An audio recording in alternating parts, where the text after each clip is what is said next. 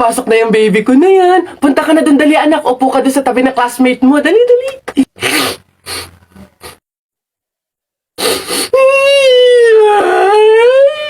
Ay, shh, ay, sige, magagalit si teacher, nak. Sige. Ano tayo, anak? Dito lang si mama sa labas. Titignan ka lang, oo. Dito lang si mama, oo.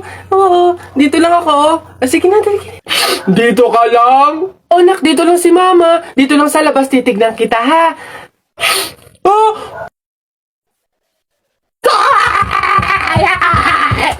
Pinapahiya talaga ako. Umuwi ka nga dun. Malilintil lang ka sa akin pag-uwi. Papasukin ko na lang po bukas po. Sige po. Anak! Oh, Nay. Kunin mo yung mga ginamit sa sugal ng burol ng lolo mo tapos sunugin mo. Nay, bakit?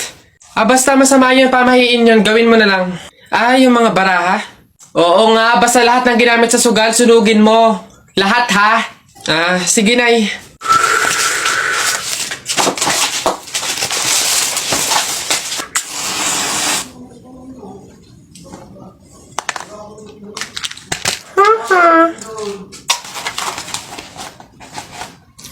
Nasaan yung mga pera dito? Yung mga pinanalo pong pera dun sa sugal ng burol. Sinunog ko na rin po na kasi sabi nyo nga po sunugin ko yung mga ginamit sa sugal eh. Ha? Bakit mo sinunog? Lagi nyo sinasabi na pangit ako? Akala nyo ba hindi ko kayang patunayan na mali kayo, ha? Watch and learn. Hello po. Uy, Pogi! Ano hanap? Bangus, tilapia. Mura na to. Uy, grabe. Uy, Pogi! Bagong! Kakagaling naman Cebu. Bago lang to. Dali na. Uy, timbangin mo na yan. Biling ko na yan lahat. Sige na, makakauwi ka na. Biling ko na yan. Oh, Pogi! Prutas, bili na. Bagong pitas to. Dali na. Pogi-pogi to talaga. Yan din. Pakiyawin ko na lahat yan. Sige na. Ngayon yung sabihin pangit ako, ha?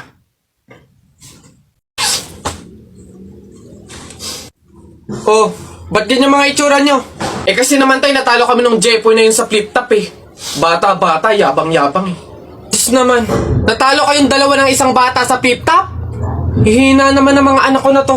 Ako nang tatapos di sa nginunguto-nguto nyo yan. Ituro nyo sa akin ng Jepoy na yan. Eto tay. Totoy, ikaw pala tumalo sa mga anak ko sa flip-top. Hindi naman sa pinapatulang kita dahil bata ka. Pero syempre, mga anak ko to, kailangan ko ting ipagtanggol. Ngayon, tayo naman maglaban sa flip-top, ano? Sige po, ako naman mauuna, ha? Eto, nakita ko nanay mo nasa bintana. Pinana ko, laglag ang nana. Yun na yun, Jepoy. Eto, nakita ko ulam nyo kagabi, tinola. Ayaw mo ng tinola kasi gusto mo ihi ni Lola. Wala yan, eto. Short mo okay, damit mo okay. Ngumiti ka lang na konti, kamukha mo na si Koke. Wala naman pala tong batang to, eto, tingnan natin. Nakita ko tatay mo lumunok ng methamphetamine hydrochloride. Pinasabugan ko ng fireworks composed of strontium carbonate. Lumabas si oxide! Ang daya naman! Bakit parang pang matatalino na yung mga flip-top nyo? Sus, wala ka lang eh. Bilang panghuli, dahil alam kong talo ka na, nakita ko nanay mo sa wish ko lang. Eto ko langot, sa'yo na lang!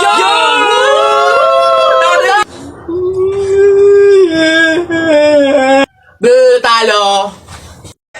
Nak! Happy birthday! Ay, Nay, thank you po. Paano yung celebration ng birthday ko? Ikaw, ano bang gusto mo? Gusto mo maghanda tayo ngayon? Gusto ko sana, Nay, lumabas kaya tayo. Kain tayo sa restaurant ni na tatay.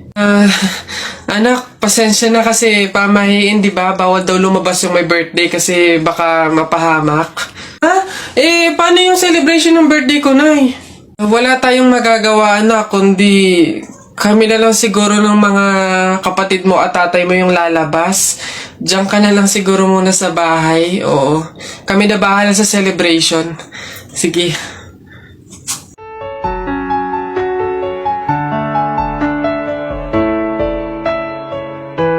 Pre ano yun?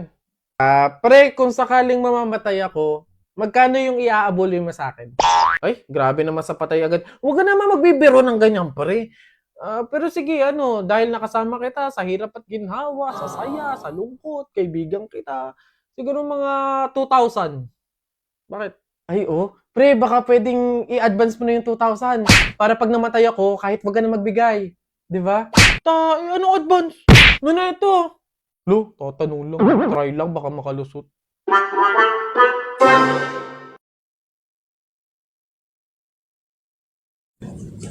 Hoy, princess! Ha? O, bakit lilibet? Anong baon mo ngayon? For sure naman, maiinggit ka sa akin kasi ang baon ko for today, I have chocolate. I have 2 juice. Dalawang juice to ha. Akin lang lahat yan. Tapos, I have 2 Chucky. O, sa'yo, anong baon mo? Ano ba yan? Yun na yun. So cheap naman. Halos puro inumin. Eh ako, ang dala ko for today. Meron ka bang biscuit? Soft drinks. Siyempre, hindi mawawala yung apple. Tapos, meron din akong baon na pera. O, meron ka bang ganyan? Oh, oy Bimbo, anong pinabaon sa'yo ng inay mo ngayon?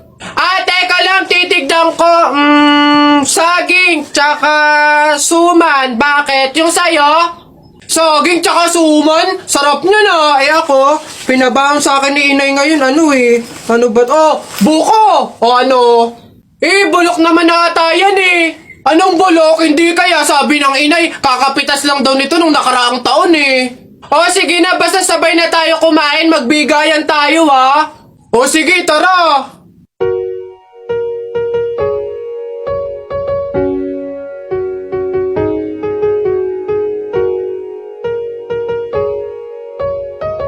Ay nako. Oh, hi ganda! Anong hanap? Ito na naman sila. O go na, ipakita nyo na lahat ng offer nyo kahit Di ko din naman kasi bibilhin, so go lang. Dali, patingin. Ito naman si Ma'am Palabiro, decision masyado. Hindi nyo naman masasabi. Ay, di ako nagbibiro te. Dali na, patingin. Sayang oras eh. So, ito nga ma'am yung offer ko ay shadow. Ito, bagong labas to ma'am. 899 lang. Madami ng shades. Isang shade lang yung gusto ko eh. Paano ba yan? Ops ma'am, di ka makakaligtas. Meron ako dito, isang shade lang. Ops, teka lang. Isang shade nga gusto ko. Pero, rainbow. Meron kayong ganon? Gusto ko isang pahid lang sa talukap ng mata ko. Auto rainbow yung shade, ganon. May ganon kayo? Ganon ba ma'am? Wala po eh. O, tamo, wala naman pala. O, ikaw, te, anong offer mo? Diyos ko. Ako, ma'am. Ay, nako, ito, ma'am. Offer ko sa'yo, moisturizer sa pes at sa katawan. Nako, panigurado, ma'am, magugustuhan mo to kasi pampaganda to ng balat. Ay, ganun ba? Paano ba yan, te? Maganda na yung balat ko. Ganun ba, ma'am? Ma-enhance naman, ma'am, yung kagandahan ng balat at pampabata to lalo. Pampabata? Gusto ko naman tumanda, te, tapos mamatay na. Papagamitin mo pa ako ng ganyan. Diyos ko naman. O, ikaw, ano sa'yo? Diyos ko.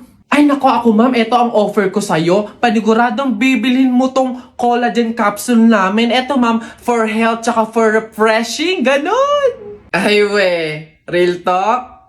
Te, parang mas kailangan mo yan. Bilhin mo na yan. Ikaw na gumamit. Wala ka ng ganda, te. Parang pagod ka na mabuhay. Mas kailangan mo yan. Diyos ko, mga pinaglalaro ko niyo talaga ako. Sige na, tawas lang naman yung bibiling ko dito. Sige. Kala mo maganda, hindi makaganda. Kala hindi mo patay ako. Oh, bakit? Bagsak ako sa lahat ng exam. As in, lahat ng subject bagsak ako. Paano nangyari yun? Ginawa mo ba yung sinabi kong pamahiin sa'yo na kapag may exam, maglagay ka ng libro sa ilalim ng unan bago matulog? Yun nga ginawa ko naman yung sinabi mong pamahiin eh. Kaso, ewan ko ba't hindi gumana? O, yun naman pala eh. Nakalimutan mo pa rin yung review mo? Ay, kailangan ba mag-review? Ay, nako naman. Naglalagay ng libro sa ilalim ng unan bago matulog kapag may exam para hindi makalimutan yung ni-review. Kaya pala hindi gumana. Akala ko maglalagay ng libro sa ilalim ng unan bago matulog para para magkasagot yung exam. Yung pala kailangan mag-review. Ay, Bona ka. Uy, Cheryl, thank you so much sa pagbisita. Ha. Nag-enjoy talaga ako buong araw, promise. Welcome, Beb, at salamat naman sa pagpapatuloy mo sa akin, ha. Una na ako, ha. Bye. Bye, ingat. Shucks, maliliit na ako sa pupuntahan ko. Nasaan na ba kasi yung kwintas ko? Dito ko lang yun nilagay, eh. Wow, babe! Ang ganda naman nito! Bagay sa akin. Joke! Over naman sa judge. Ba't naman niya kukunin yun, di ba? Tsaka friend ko yun eh. Bala na nga. Di ba? Feeling ko nga magjowa na sila eh. Tingin mo. Siguro. Babe, pabantay nga muna nitong bag ko. CR lang ako. Go, babe. I'm here na. Babe, punta na ako dun sa may counter. Magbabayad na ako. Ikaw ba? Una ka na, babe. Sunod ako. Teka, nasan yung cash ko? May cash akong dala.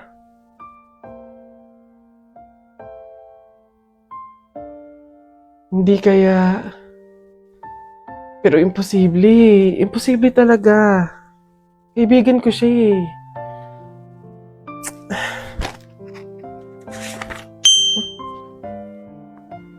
Ay, ang ganda naman ng frene ko.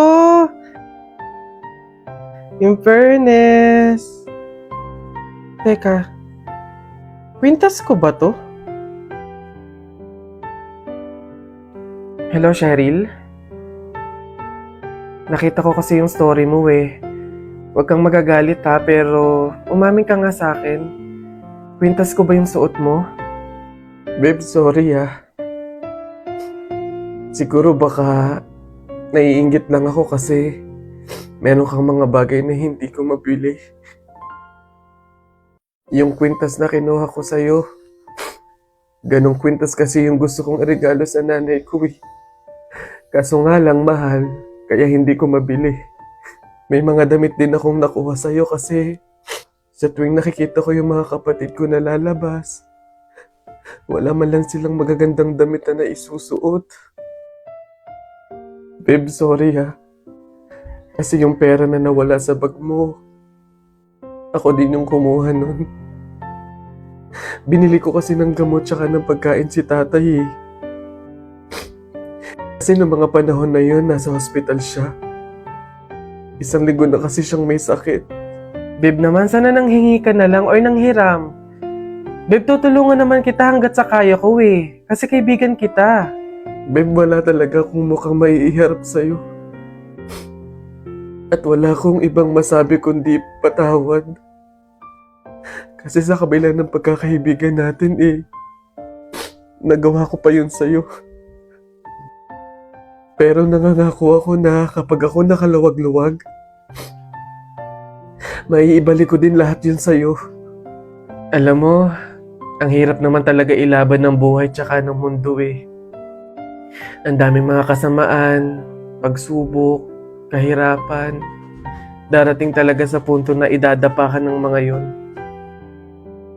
Pero sa kabila ng yun, kahit hindi na natin alam yung gagawin natin, piliin pa din nating lumaban ng patas. Magpakabuti kahit hirap na tayo sa pagdadala ng buhay. Masaya sa pakiramdam yung ganun eh. Basta lagi nating tandaan na walang masama sa paghihintay. May kapanahunan lahat ng hinihiling natin.